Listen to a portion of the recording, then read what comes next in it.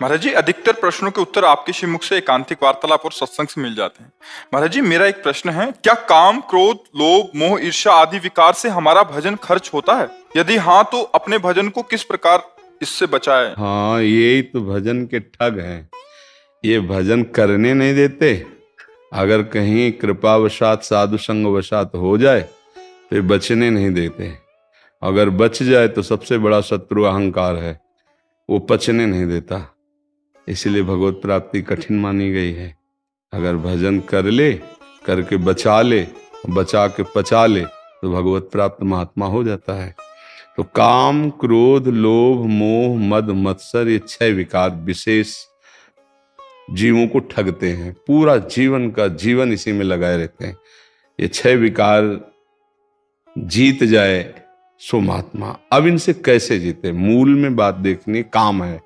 सबसे पहला शत्रु काम है, और तो सब अधीन हो ही जाएंगे। एक अधीन हो जाए, कामना। काम कामना वासना मन ते अति कर दूर। अब ये काम हमारा सबसे बड़ा शत्रु है, परमार्थ मार्ग में और स्वार्थ में भी। आज जो जेलें भरी हुई हैं, इसी काम से भरी हुई हैं। काम ने कामना करवाई, कामना की पूर्ति में लोभ बढ़ा और अपूर्ति में क्रोध आया। कामा संजायते क्रोधा, क्रोधा स्मृति विभ्रमा, स्मृति भ्रंशात बुद्धिनाशो, बुद्धिनाशात प्रणश्यति। जहां बुद्धि का नाश हुआ तो सर्वनाश हो जाता है। वो हिंसा कर देगा, जेल जाएगा। लोभ बढ़ा, वो दूसरी जगह हाथ डालेगा, फंस गया। क्योंकि लोभ से भी मूढ़ता आती है और काम से भी मूढ़ता आती है। काम क्रोध को प्रकट करता है और लोभ को भी प्रकट करता है। पूर्ति में लोभ बढ़ता है, बाधा पड़ने पर क्रोध बढ़ता है। तो काम महापापमा महाशना, बहुत खाने वाला, बहुत पाप करा देने वाला, कभी ना खाने वाला, ऐसा शत्रु है। जैसे हमारे अंदर कामना है कि मैं भोग लूं, तो ऐसा लगता है तृप्ति हो जाएगी, शांति हो जाएगी। लेकिन भगवान कहते नहीं, त्यागात् शान्तिरन्तरम्। उस वृत्ति का त्याग कर दो जो आई है, नहीं तो तुम्हें वो नष्ट कर देगी। ये जो उपासक हैं, उनका ये नित्य दुश्मन तो है ही है। जो संसार में उनका भी दुश्मन है, पर वो इसे मित्र मानते हैं।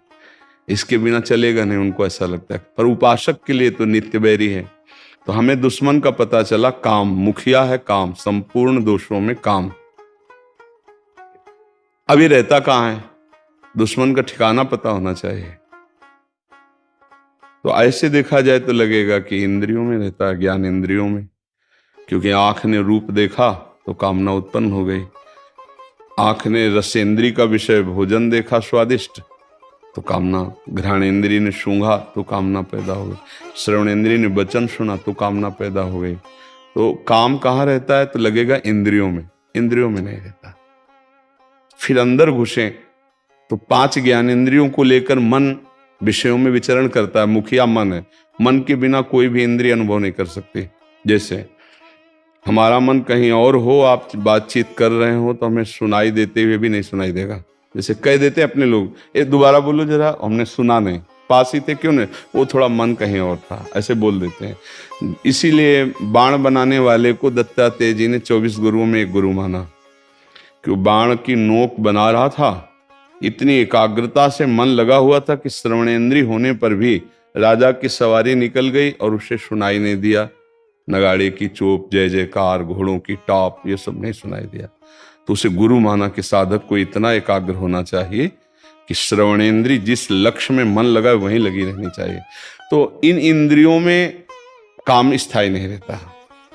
मुखिया मन है, उसमें काम लगता है कि मन में काम है। तो मन में भी काम का निवास स्थान नहीं है। ये आप इसे मान सकते हो कि इनके द्वारा देखा गया, इनके द्वारा संकल्प बना। लेकिन मुख्य जो काम का वास है वो अहम में है, अंतःकरण धर्म में। जो अंतःकरण धर्म है उसमें 4 हैं। वृत्ति के कारण 4 कहते हैं, वैसे उसे संपूर्णतया हृदय कहते हैं। एक हृदय है। वृत्तियों के कारण 4 चतुष्टय अंतःकरण कहते हैं। निश्चय करने के कारण बुद्धि, संकल्प विकल्प करने के कारण मन, और चिंतन करने के कारण चित्त, और क्रिया को स्वीकार करना, कर्ता और भोगों का भोक्ता स्वीकार करना, ये अंतःकरण धर्म का अहम, वही काम का मेन निवास स्थान है। मैं पुरुष हूं, मैं स्त्री हूं, मैं विद्वान हूं, मैं ये कर सकता हूं, मैं ये भोग सकता हूं, मैंने ये किया, मैंने ये भोगा, वही काम बैठता है।